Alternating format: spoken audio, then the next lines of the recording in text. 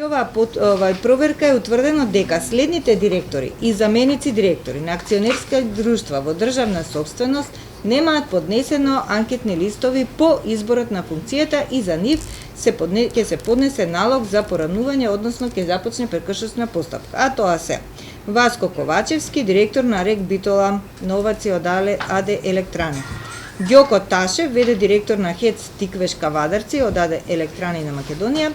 Ѓорги Божиновски, веде директор на ХЕС Маврово од Гостивар на АД Електрани Македонија.